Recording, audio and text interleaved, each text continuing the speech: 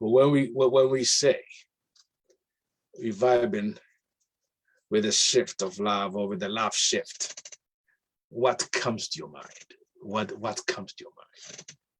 What does it mean to you? Valentine's Day comes to mind.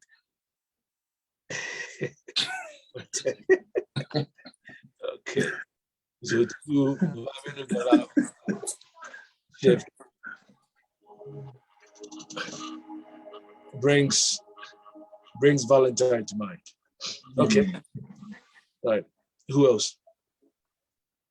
Any other thoughts?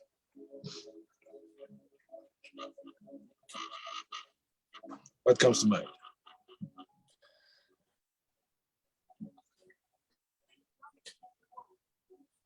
So Felicia, are you talking?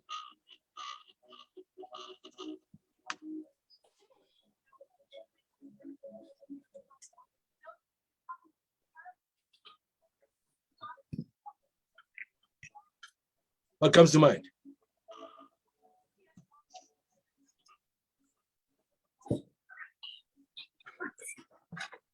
What does love mean to you? What does love mean to you?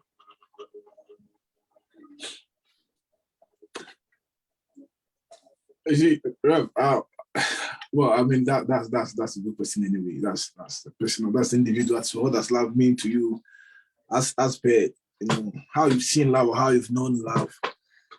I mean, after last night our discussion, and this morning when I saw the poster, I was thinking about. I mean, to be fair, not only last night and the poster, but I mean the past couple of years, as I came to understand the very nature of God, and I grew. When Paul said that when I was a little, I used to do things of the little.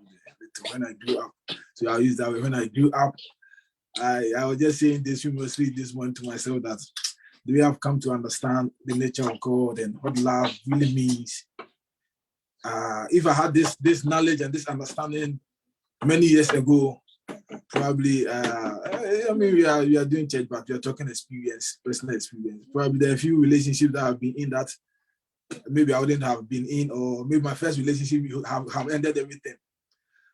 But because of there's a certain mindset of love that I had in the past, so you go into that relationship with that mindset, and so because to me more in the past, love was more of meeting someone's expectation. You see, when you don't, you see, I love you, you love me, okay, and that sort of love we expect some things to happen. So if I feel that well, my needs are not being met, that is when Odonasa. But in all honesty, love, for me, love, as I've come to know now, I believe, as John will say, that Lord, this is love. Not that we love him, but that he loved us. He loved us and gave himself up. And then Paul will also say that greater love has no man than this, than a man who lay down his life for his brother. And when you look at how love is talked about in scriptures, from Jesus Christ's perspective to Paul to the early apostles, it's more or less love being defined in the context of sacrifice, giving up yourself for something. Not necessarily you having to gain anything.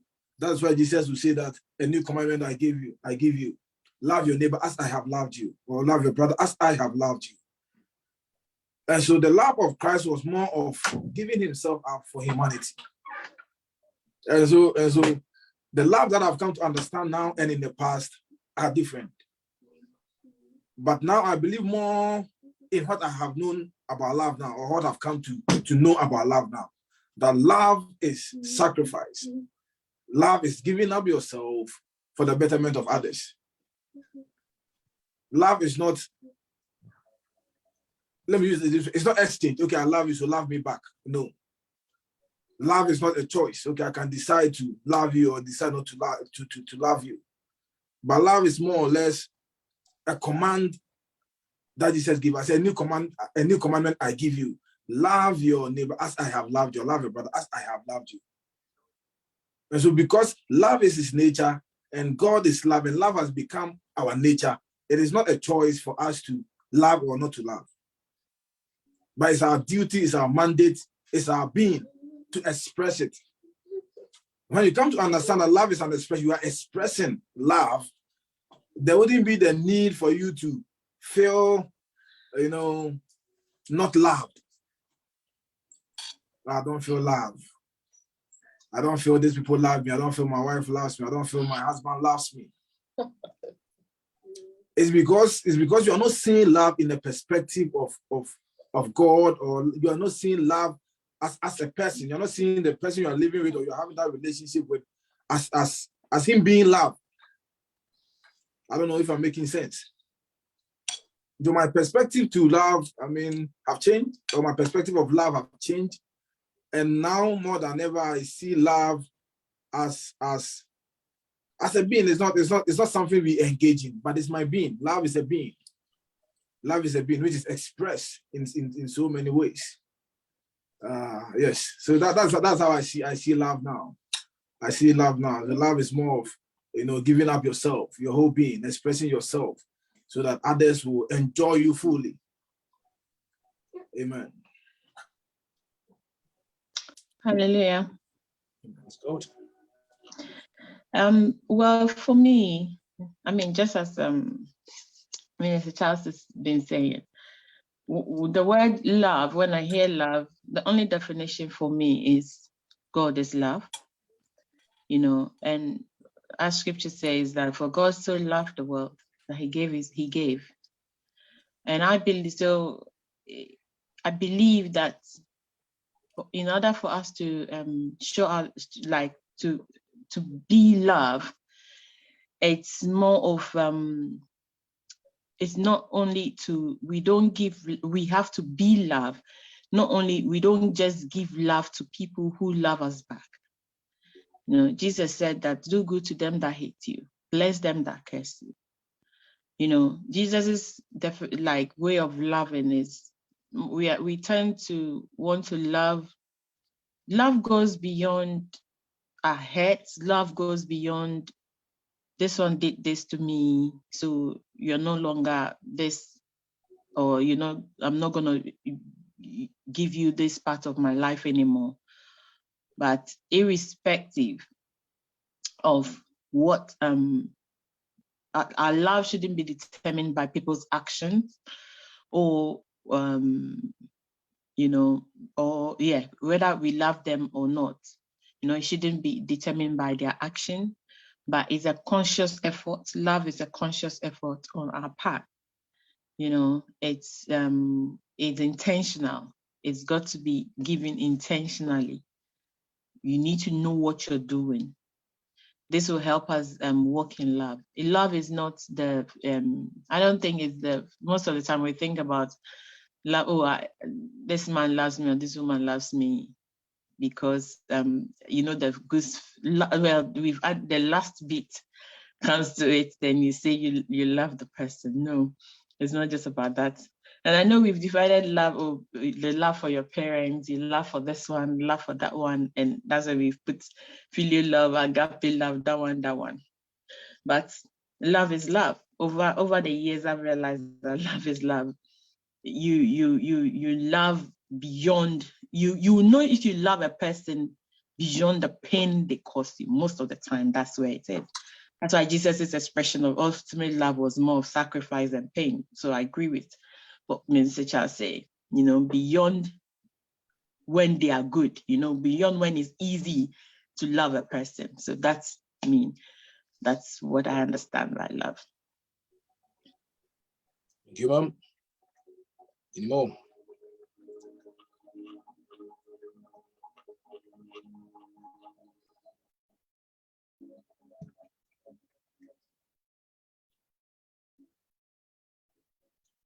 Any more?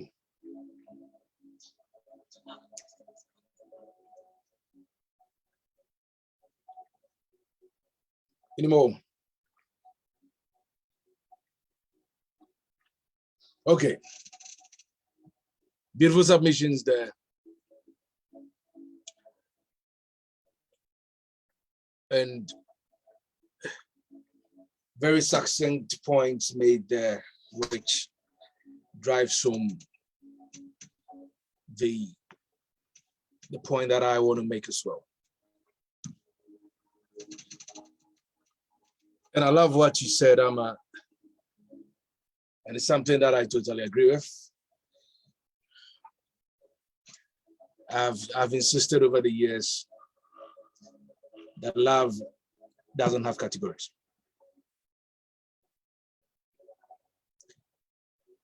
Yes, it's an attempt to categorize in an attempt to make us understand how it is expressed in different settings. But the fact of love doesn't change. And to borrow your words last week, is absolute. Okay. So if we have that as the foundation or the basis,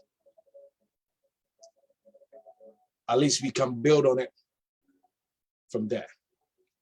And as I said, that I wanted us to look at this, our today's slightly skewed towards or from the perspective of relationships. Okay.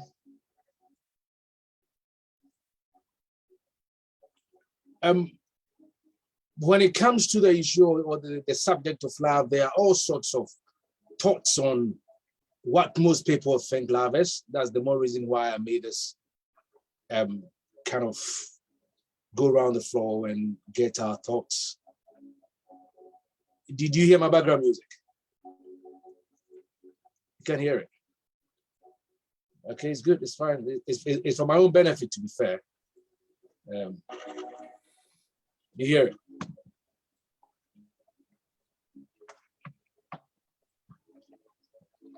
It's just for my benefit. This calms me. Goodness sake.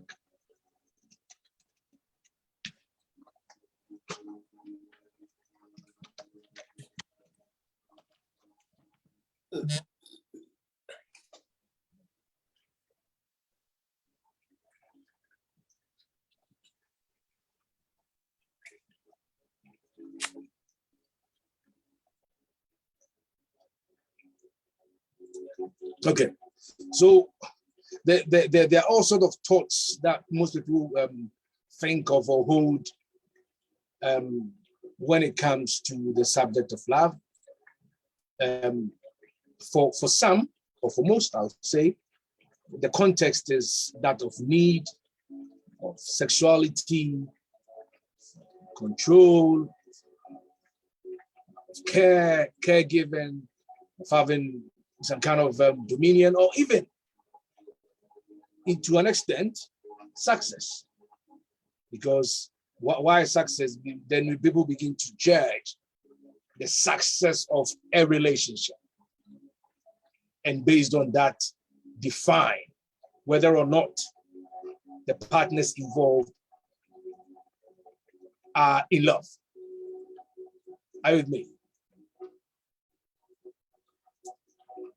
I believe once, I think sometime last year, I was listening to an interview by Louis Howes and Joe Dispenza, and Joe made a statement that got me to think for a moment. It caught my attention and it got me thinking. He says that if you have need to work in or at a relationship, then something is not clicking.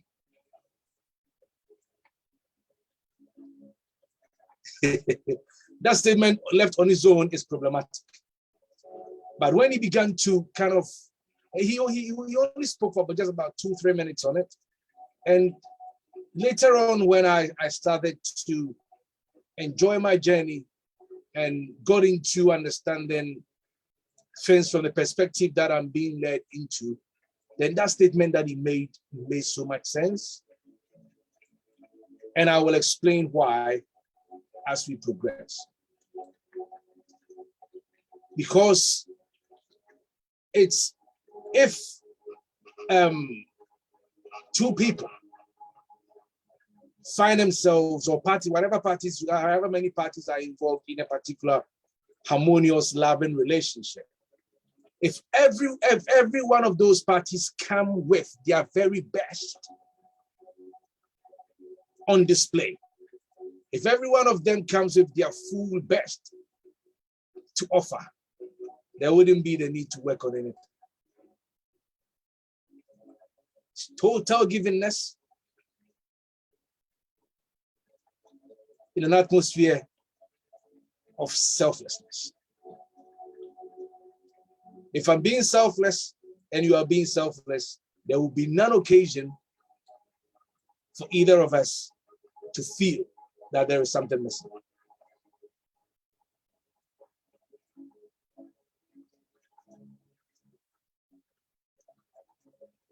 Years past, I was having a chat with her, and she said something. She might not even be aware what that thing registered with me. Imagine that I am with you and we are both carrying a load. Okay? And I'm not giving my strength. I'm not playing to the best of my strength to bear the load up as I should. Initially, it might feel a bit heavy, but because you want to hold it up, you will still try your best to get it holding. But what would then happen is you have to put more strength to it because maybe I'm slacking or the other party is slacking. And over a period of time, when your strength is giving way, because you don't want whatever thing you're holding up to just go crashing down, then it turns into frustration. Okay? It turns into frustration.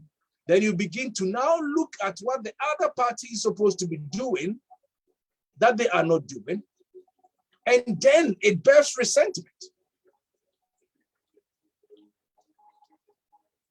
And it goes on and goes on and goes on and goes on. She made this point one time when, I'm overly busy myself, doing that.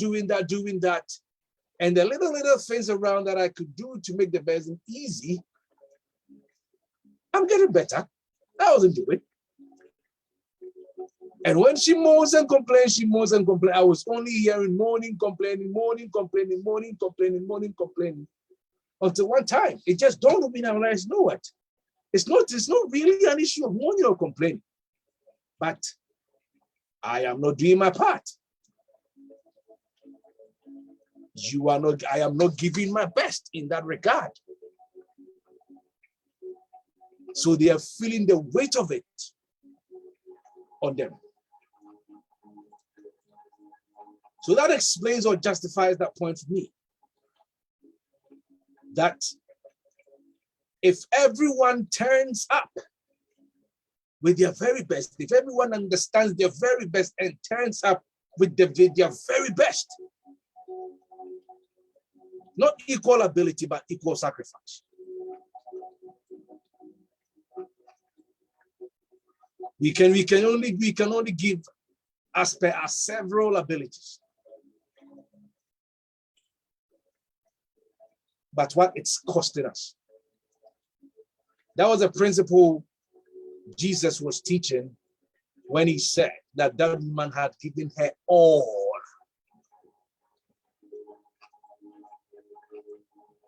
Even though it was a mitre, she had given all she had. And those who had given bigger volumes by their capacity, they had only given minuscule portions or fractions of what they had. So it was an equal sacrifice. For what it cost her her entire livelihood. It cost them only a fraction of what it. That was the lesson. So when we are all showing up in whatever space, whether it's when I say relationship, I'm not just referring to sexual relationship. Your relationship with your colleagues. You're slacking off. You're jacking. If the work is going to be done, someone has got to do it. So you failing to do that bit, someone else has got to take it up. And when that someone else is taking it up and they are feeling that they are doing more than they are able to, it's only a matter of time, and then it turns to resentment. Then they slack you, and you wouldn't understand why. Because you're not doing what you're supposed to be doing.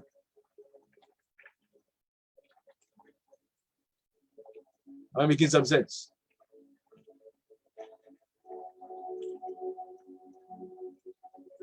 So partners bring their all in a bid to foster growth in a constructive environment,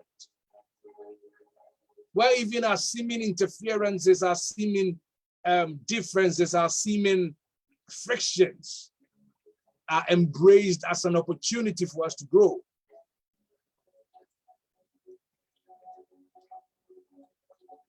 When you don't present your best, it becomes a drain on the other person. Simple as that. And then the feedback they give you, you will interpret it as they're resenting you. There's no smoke without fire.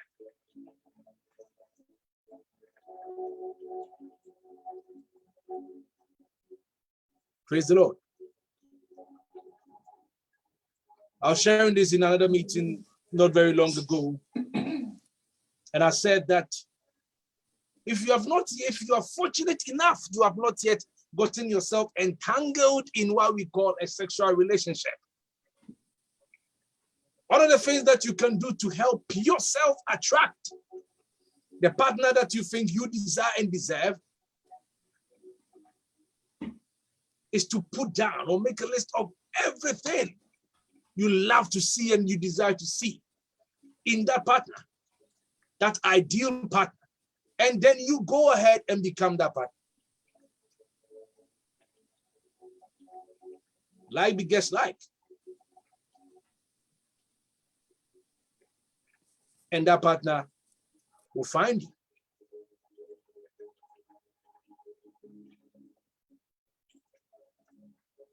It's madness for people to be in a place where, you know,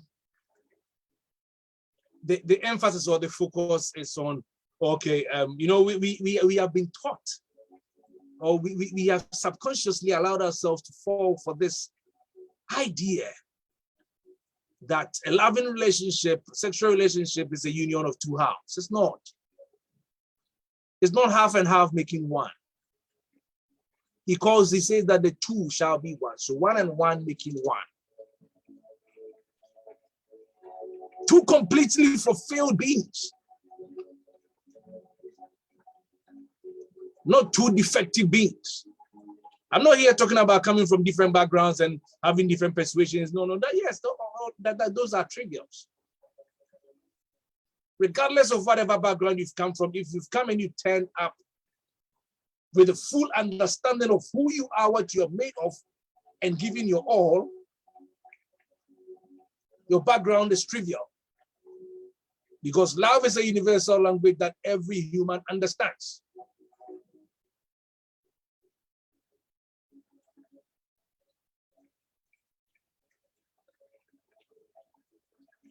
Are you with me? I'll just share this one thing. Because I was saying this to one of my daughters, and I was having a chat with mine, and I was just telling her that, you see, I see this from a very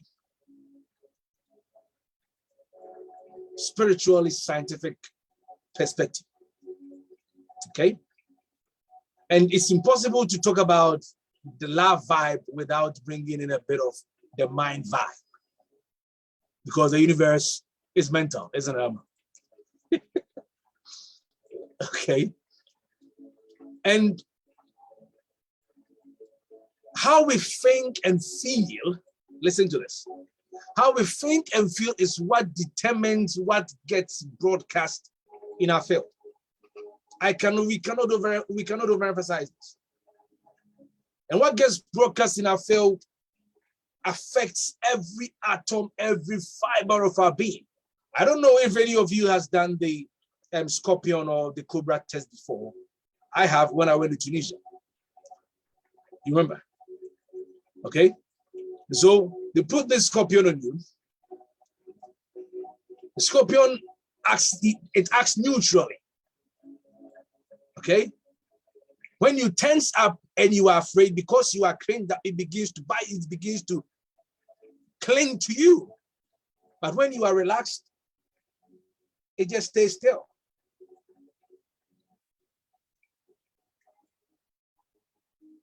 The same works for our feelings and our thoughts. You see someone, and if in your mind you're thinking that they resent you, instantly your whole being, your whole vibration changes, and you begin to, or have you walked down an alley before?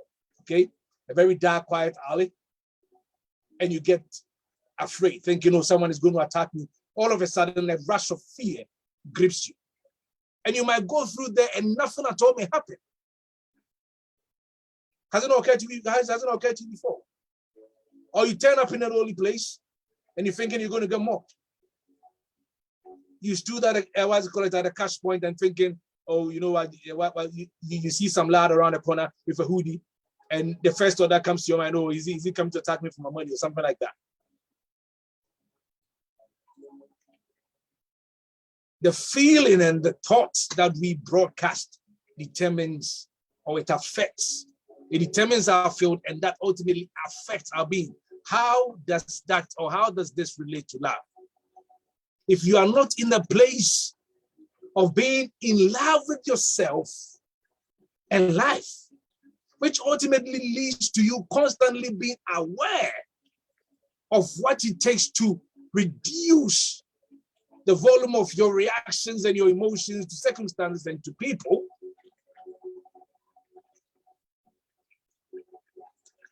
your desire for a loving relationship will be an illusion.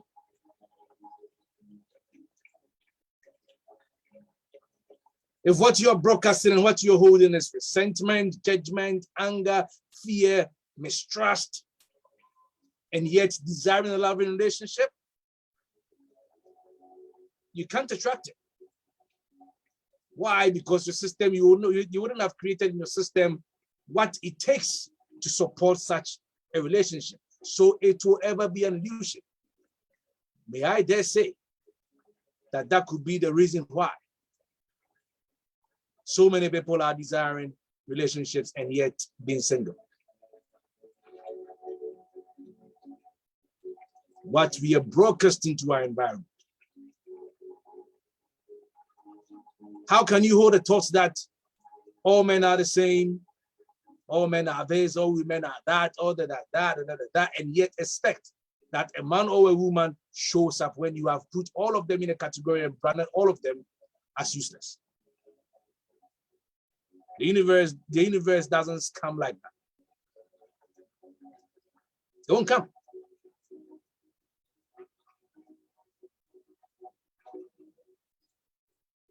It won't come.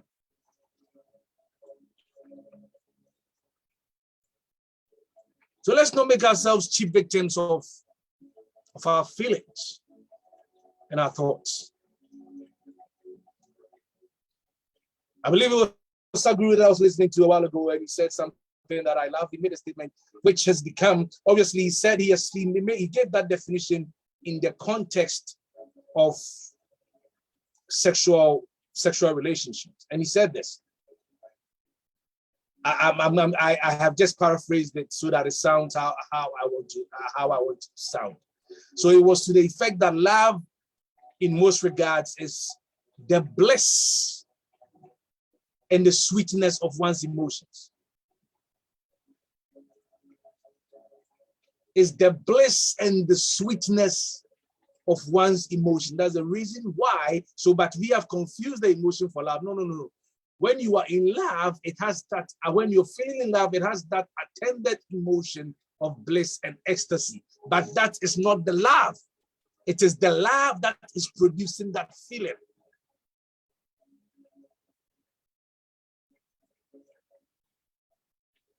And I add that with that, the worst form of slavery that any man could ever put themselves in is to make another human or anything outside of ourselves be responsible or determine our inner experiences. I repeat, the worst form of slavery that any man can embondage themselves with is to be in a place where they make another human or anything, any circumstance outside of ourselves. Oh, come on, Pixie, or whatever your name is. Outside of ourselves, be responsible or determine our inner feelings and our inner states. Think about it. And the reason is very simple. Anything that you allow to control the way you think and feel, you make yourself a willful victim of that thing.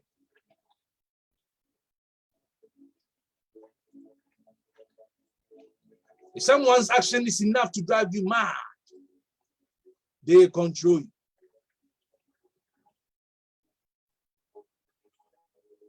If someone's action is enough to drive you up the wall and make you lose your mind, they control you. And being is putting back control in your hands, owning your life.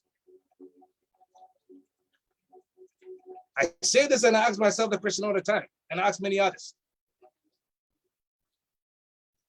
You're after love. Are you someone you like to be with? If you are dating someone, will you date you?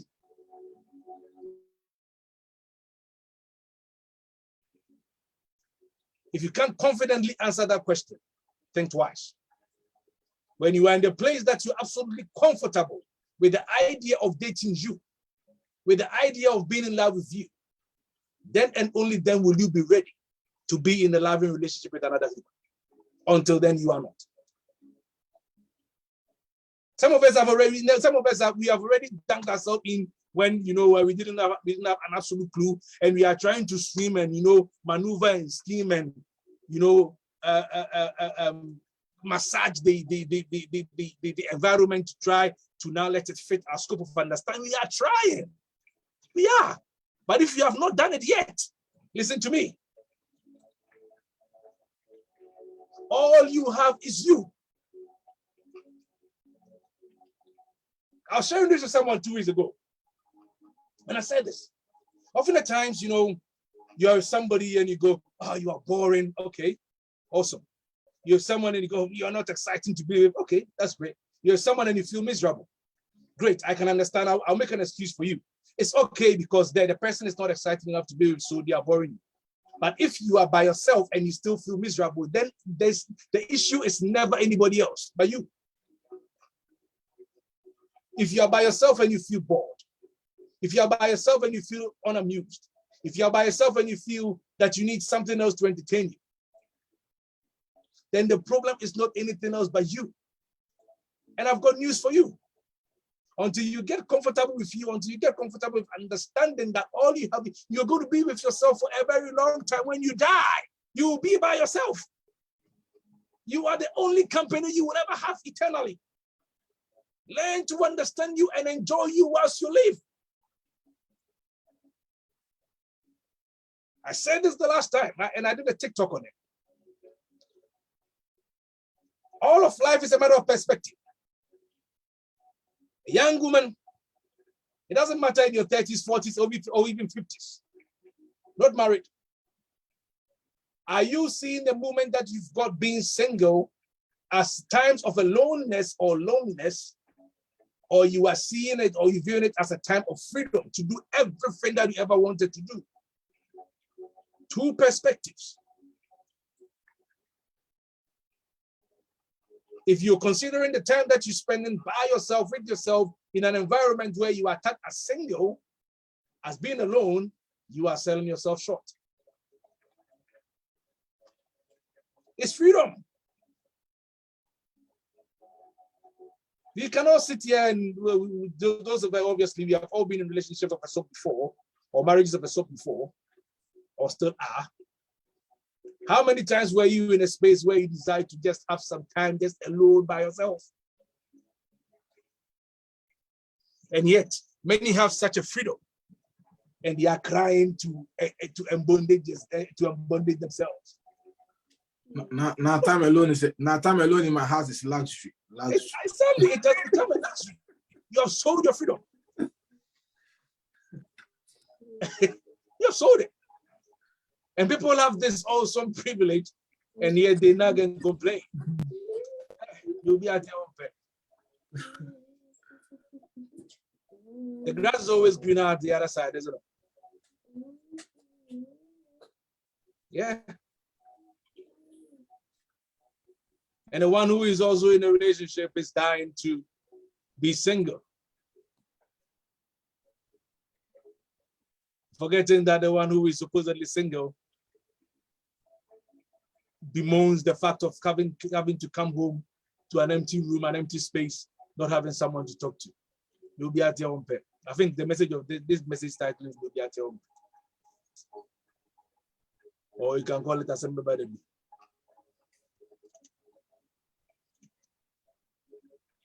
Praise the Lord.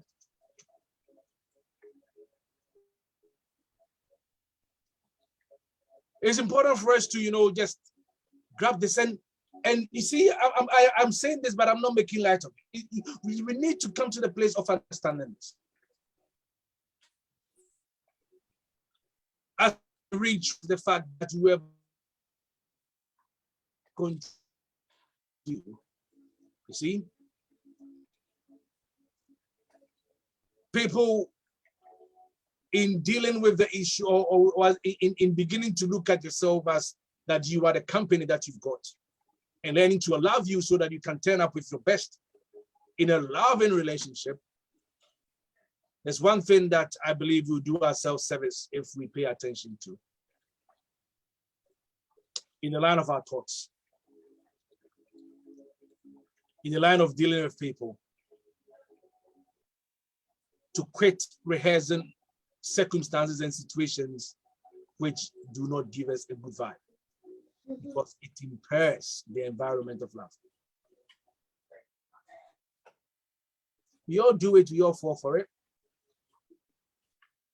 But the winning point is when you become aware and you begin to arrest such thoughts as they emerge.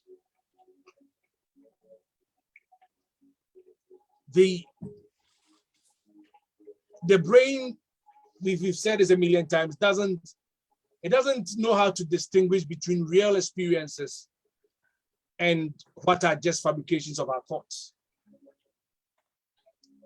So each and every time you are thinking on something, particularly negative thoughts, negative events, how someone has hurt you badly, which stops you from expressing yourself in love, an experience that had an undesirable outcome that you don't wish to see or you don't wish to experience anymore, and dwelling on it. Each and every time our mind is engaged in such negative processes, it causes chemical reactions in our bodies. So then it's no longer a thought, but your entire body and your entire being begins to get flooded with toxics.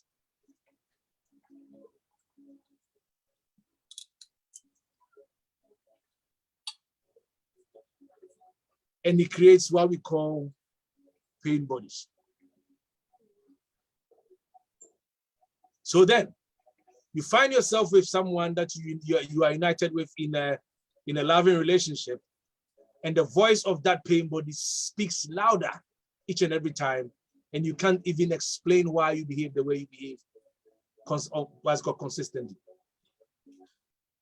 But when you become aware of the thoughts which trigger you and drive you up in that direction, and you arrest them and treat them with gloves of love, the energy begins to get back into your mind, even your body, and then it puts control back in your hands.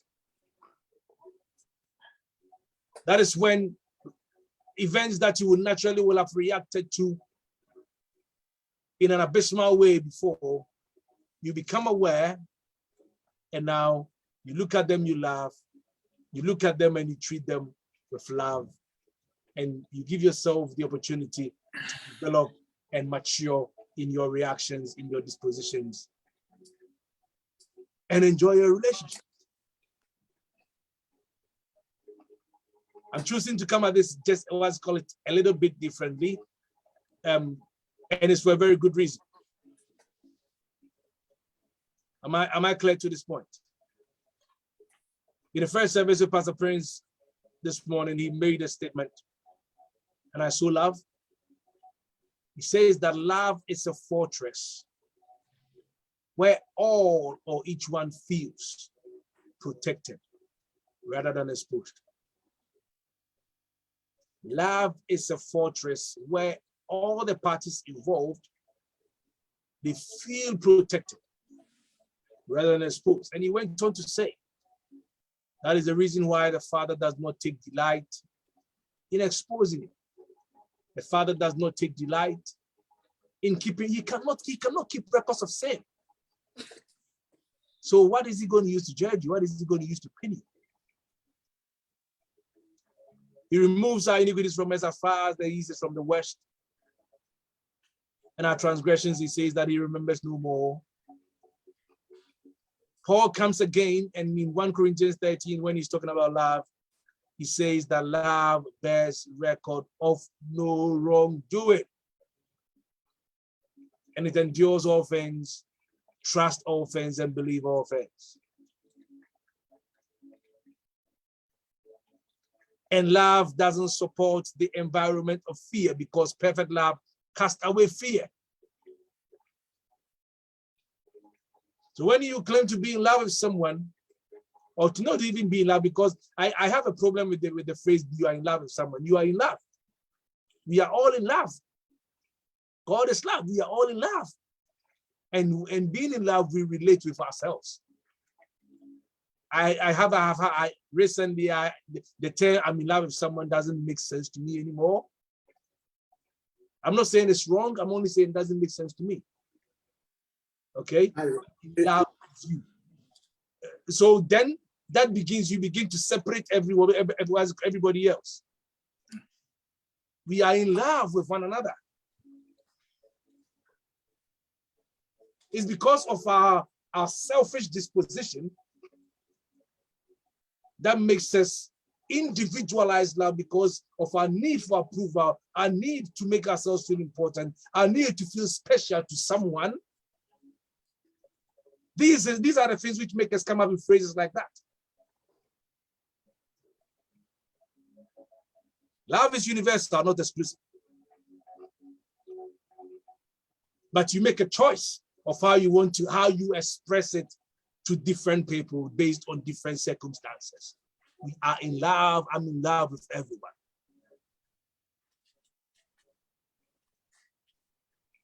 When I'm excluding you, I'm in love with Amma means I've excluded you. I can't really, then because then it creates a problem. And now we try to use psychology to try and fix that problem.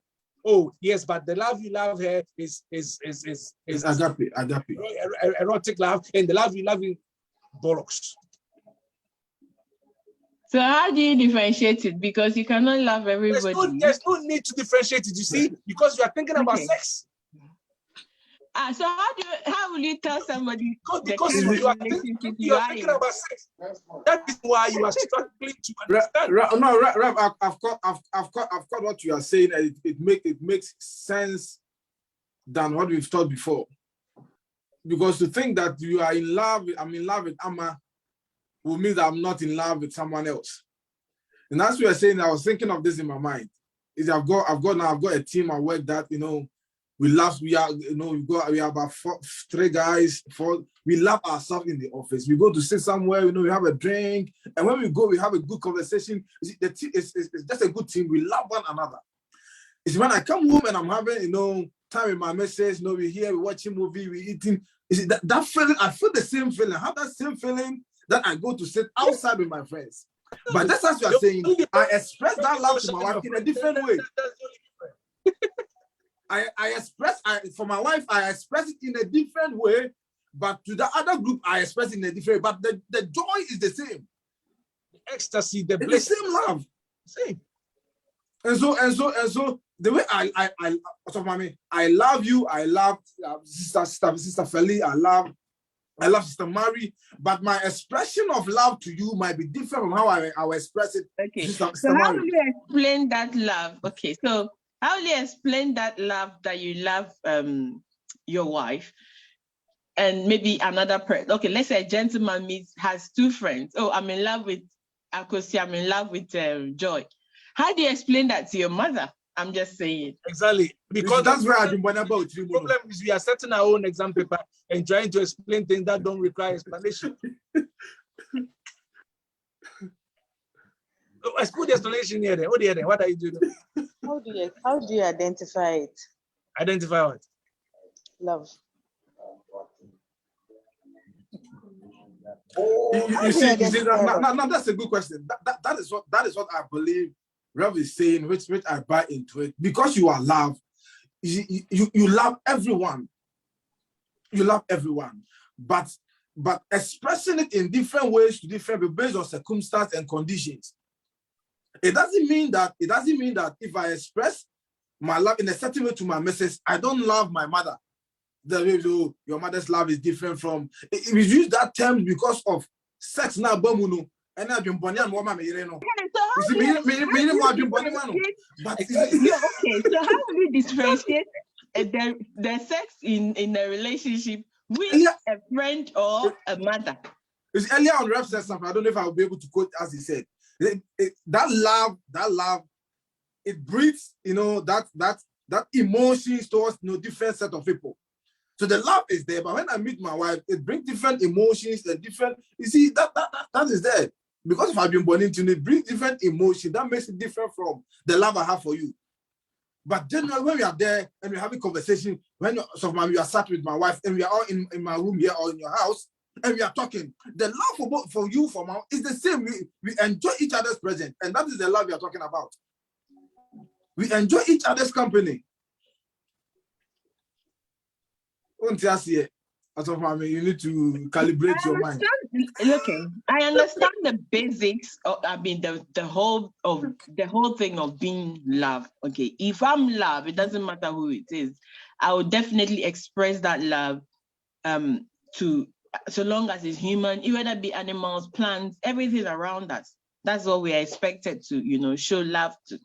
And my point, based on what Osofo said, that it doesn't make sense differentiating the erotic love. I didn't say that makes. I said to me. To you, hey. So I want to understand. If it makes sense to you, I mean, I don't know, but I'm not. Listen, I believe at the beginning we said love is not the way we express it, okay, to the individuals, but it's us, beyond, like, for instance, showing your love to your mother and showing love to your wife and your child. How would you explain that to somebody, maybe from a different planet? Tell me. So you see that everything that we are trying to build in now is just hypothetical. But you ask yourself the very simple question: if someone is experiencing something, does the explanation really matter? It doesn't. Like, for instance, I'll tell you, I've given this illustration over the years over and over again. How you are hearing words, how your mind is, your brain is making sense of them, and how you give it interpretations. You don't need to understand the process your brain goes through to do that. All that you need to understand is, all that matters is the fact that I say something to you and it makes meaning. I don't need to understand how my intestines break down food and takes out what it needs and chucks the what it doesn't need out the other way for that system to work. It works. I don't need to understand how my lungs and my organs process oxygen and makes me live. It's automated, it works. It's working. I'm living the benefit of it. I don't need to understand it to make it work. So I don't even need to be able to explain to anybody. I don't have to.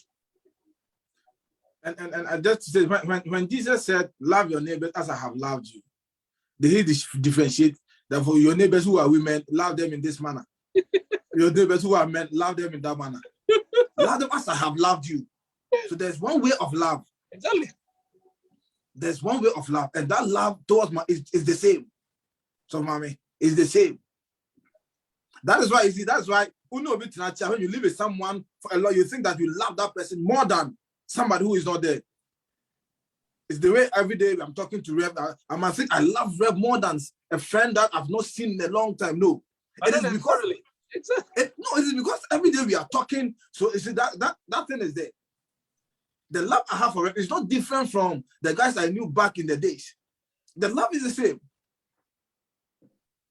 So love us of mommy, love Rev and love me the same. I understand that. Maybe what you see, you know what? Let me chip this in. Is Marie still there or she's on strike? Okay. I'm here. You're not on strike, yeah? I'm here. Oh, I'm listening. Yeah, because she'll close us. She'll close us. Letting me to go on strike. So anyway, so if we understand this, that your life isn't just about you. I've said this a million times, but about everyone else whose life you touch and the way in which you touch them. I made this statement the last time, and it's kind of become more like a mantra for me. When you understand that, it changes a lot of things.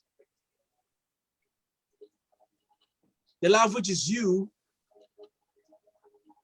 and you said that Kia said that you're not love, you're not giving love, you're not offering love, but you are love. Love is who you are. Love is not what you do. Love is not what you give. It's who you are. And that being, it encompasses compassion, awareness, wisdom, intelligence, generosity, understanding, and all the goodness and all the virtues that we can think of. All of those are they are encapsulated in what we call love. When we understand that for me is what changes the equation. But when we don't understand it, and we begin to make love an exclusive matter, an exclusive subject, that is where we find ourselves in a place where we try to gather things, where we try to grab things, where we try to get things to make ourselves feel secure, you know. And when he does this to me, one of the most depressing things I've heard anybody say, oh, me, I want to be loved this way. You know, you are not speaking my love language. So even when the person is genuinely demonstrating love to the best of their ability, so long as it is not your love language, you become blinded to the gesture and the attitude and the environment. It's dangerous. So now it becomes a demand on the person for them to understand your supposed love language so that they communicate that, hey, it's dangerous.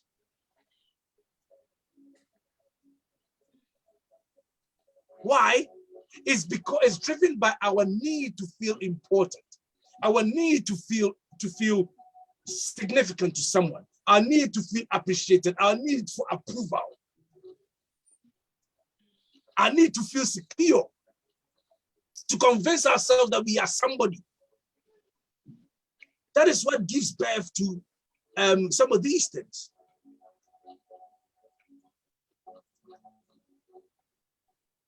But when you're in a place where you understand that you are loved,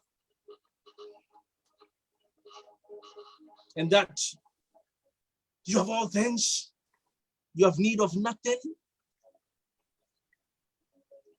When you get a chance, go check Philippians 4 when he talks about my God shall supply all your, we keep saying it's all your needs, but when you check the Septuagint, it doesn't plural, it doesn't use a plural. Even the King James uses the correct word there. It doesn't say my God shall supply all your needs. Say my God shall supply all your need. And what is that need? He was pointing to love.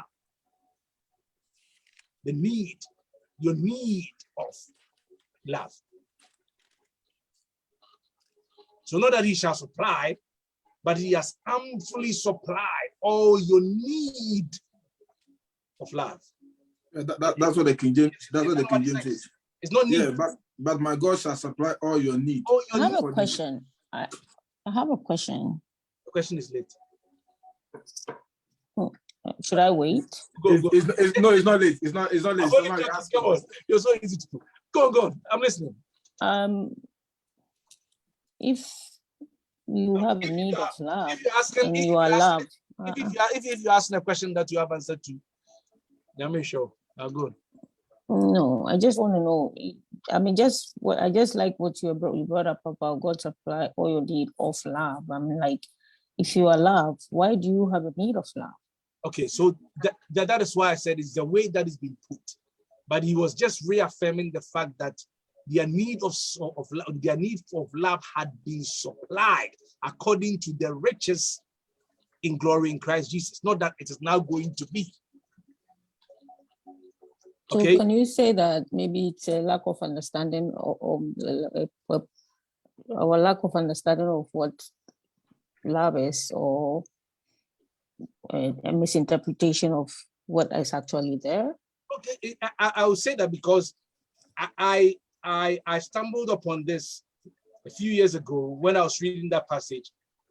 It's in the same place that he talks about the fact that he's able to abase, he's able to abound, he can do all through Christ who strengthens him. Then he comes on to talk about that not that I desire, I give that which will be credited to your account. And that in my time of need, you came urgently to my need and abounded. And he talks about the fact that their demonstration and their show of love is being spoken of in all the world. And he points them to the fact that God has supplied their need of love according to his riches and glory. That's the reason why they are able to abound without holding back. I am just restricting myself to that context and what he was talking about. That's all. So in a nutshell, it's more like me telling your son Sam to he's doing something, and I say, hey, come on, be a man. Yeah, man, exactly. Be a man doesn't mean he's a woman. He's not going to be a man, but just reminding him of who he is, to put on his manly nature and act as such. So just in that manner. Become conversant with the fact that your need of love has been amply supplied, and carry on in that virtue of showing generosity to all, to all men. That is what he was talking about. When you got a chance, trust me, just go take your time and read all of Philippians 3:4, and it will make sense. And read the subsequent chapter. It makes perfect sense. Let me ask. So love, yes, I agree. That's definitely love is love. God is love is one. But do we express this love differently with different people? And to that, I would say it's a simple matter of choice. Pardon? A simple matter of choice. It's choice, and okay, it's a matter of choice, one, and it's also as distinct as they are human. No. I'm just, you know, I get the concept of love, don't get me wrong, but I know you so get for instance, troublesome, but huh? you're only trying to be troublesome, but go on. No, because the way you express your love to your mom is different from the way you express your love to me. Is it? Is there? No, it's not. It's the same. Okay.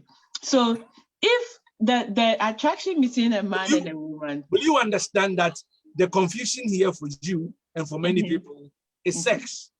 That is the that is the bottom line. Because okay, that is the one we can put clear. Okay, and you can't have sex with K, but you love me, you can have sex with me. So the love is not different. No. Let me use this to I was having a chat with somebody. I mean, it's not. I mean, it's opposite way. It's related in that manner. And then the person was. I mean, that popular saying that we do say that your house or your family is your first ministry. Mm-hmm. I said something and it sparked an argument. So the person said to me, "Oh, but you have to understand that your family is your first ministry. If you're not able to bring your family to," and I said, "Listen, my family is not my first ministry. I don't have a first ministry and a second ministry. My family, my household are privileged to see me every day and more often. So if I have anything to say, when I wake up in the morning and have any practice, I'm going to preach, I have any practice, I call them and I practice to them. Yes, I could call Ben in that sense. But I don't treat them in terms of ministry, me preach, I don't treat them any different from somebody outside. I'll give them equal, the same measure as I'll give my family at home. I'll give them the same outside. They are privileged to see me every day. Just as I'm privileged to know Rev, and every day we are learning together. If I have a question, I go to him. Somebody watching him from Facebook who's not seeing him, they don't have that privilege. It doesn't mean when the person sees him, he will teach me different from how he teaches the person. No. And so we don't have a first ministry and a second ministry. Everyone is your ministry, but they are privileged in that sense. And so when you bring that same mindset of proximity, good. When you bring that same mindset to what we are talking about, I believe this is my personal view. I'm not saying that, trust what I'm saying. I love Rev, I love my wife, equal measure. But I believe that for procreation's sake and for replenishing's sake, as God has commanded us to, that aspect of me having to do certain things, I can do with certain people, and the certain people I cannot do with, but the love is the same. Someone do get my point. That thing you want to bring in, I can do with certain people. Let me ask you something here, okay? Imagine, that foolish question gets asked all the time. Oh, if your mom and your wife is gone, or if your mom and your husband is gone, who will you rescue? Some of these questions have all been as a result of the need for someone to feel, oh, okay, because I'm your mom, I should be special to you. This question to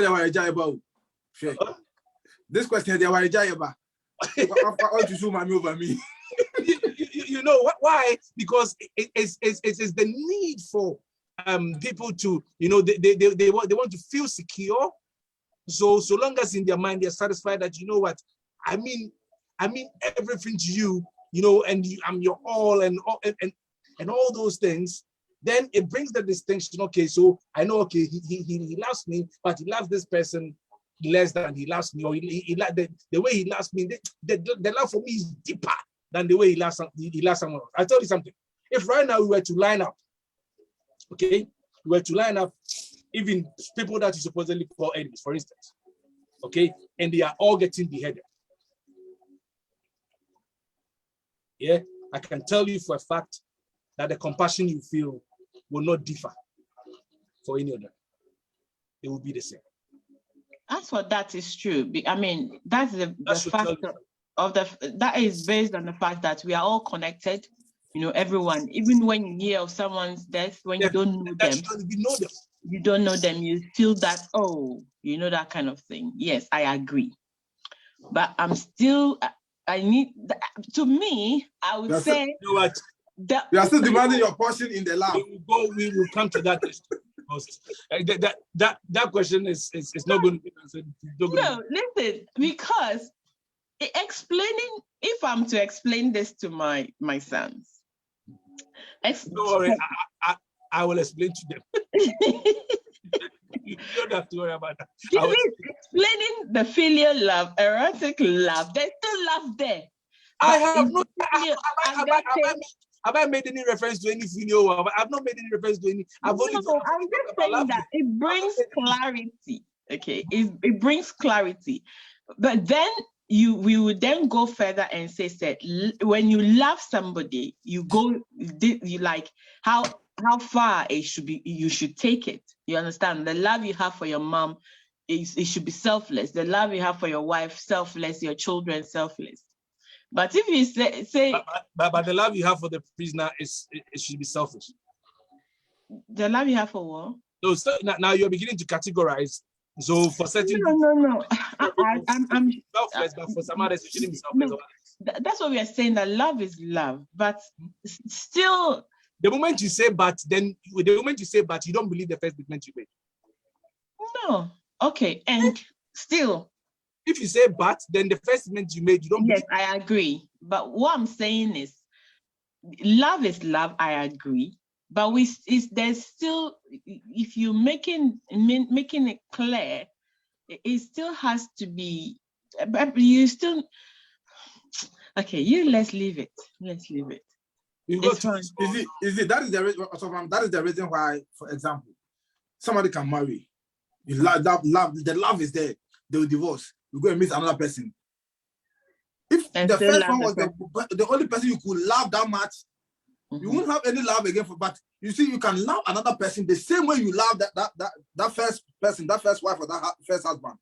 This should tell us something. So let me ask. So does the love stop from the first when you move on to the? From what you are saying, and what you want to get from the love of also, it means that the love for that first person has stopped, has ceased. Because certain things, you don't do certain things with the person anymore. But it says love never ceases. But that is not so, yes. So the fact that you don't do certain things. That is where I'm coming to that.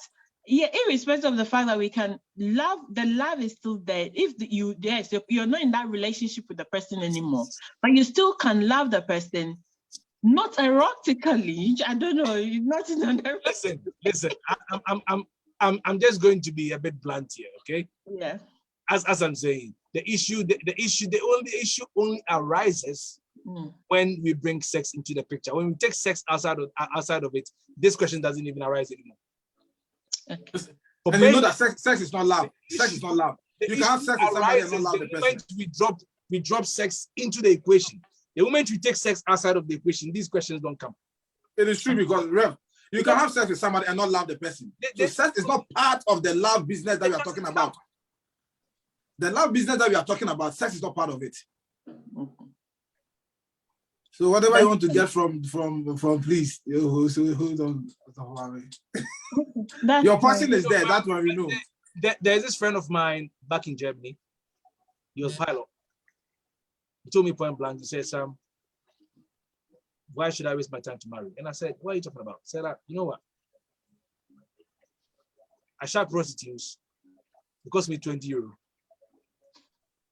If I do it 10 times, it's his mindset. If I do it 10 times a month, that's 200 euro. No stress. You won't come and ask me for school fees. She will come. So he was talking. He was totally rubbish, in my opinion. But he so believed in that concept. He was having sex, but there was absolutely no connection. Nothing to him. And we will come to that next week where I believe that any love or whenever we put or restrict love to, or what's called love is focused on need, it puts us in a place where we are compelled to try to draw pleasure out of people. Okay? We are compelled to try to draw pleasure out of people inside. I'll leave us with this. And that's going to be the leading the leading subject for us next week. I'm making a statement and I want us to think about it. That every mood is rooted in love. Every act is rooted in love.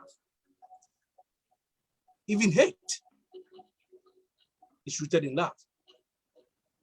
Because someone might have loved someone else, and that love would have shown as hatred for another. So you just said the guy had sex with women and there was no love with it. But you said every act is rooted in love. I said there was no connection. I didn't use love. I said there was no connection. I didn't use love. Okay. And that connection is nothing, right? I'm just asking. We have to bring him here to answer that question. Okay, because I'm in it, so I can't tell what I can't define this question. Okay, so I'm saying this, that every mood and act is rooted in love, even hatred. Because someone will have to love something else to be able to be defined as having hating another thing. Misery happens because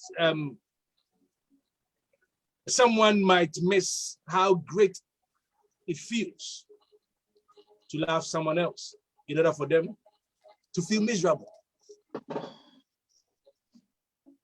Are you with me? So by extension, I dare say, it's just my thoughts, that love is the root of good and bad feelings and vibes.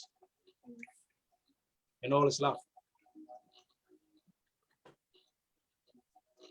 The robber who went in the middle of the night to go rob someone because he had need that he thought that he couldn't provide for himself. It might have been because of a desire to see to the need of the people he cared for and the people that he loved. It was rooted in love. It was a gesture of love to someone else, but to the sufferer of the undesirable action, it was defined as hatred and misery. I'm just trying to bring our attention to something. I've recounted this story with you before of that hardcore armed robber in Asawasi those days growing up, who everybody in the neighborhood knew that the guy was an armed robber. But he was so kind, he was paying people school fees, setting women up in business and that. The day that the police raided and they came to fight, they came to kind of, what's it called, grab him. The entire neighborhood fought the police. The police saw him as a criminal, but the people who had been beneficiaries of his benevolence, they saw him as a hero. Think about it. No. Anymore. I know it's not been your usual Valentine's Day message, but it's still all about love.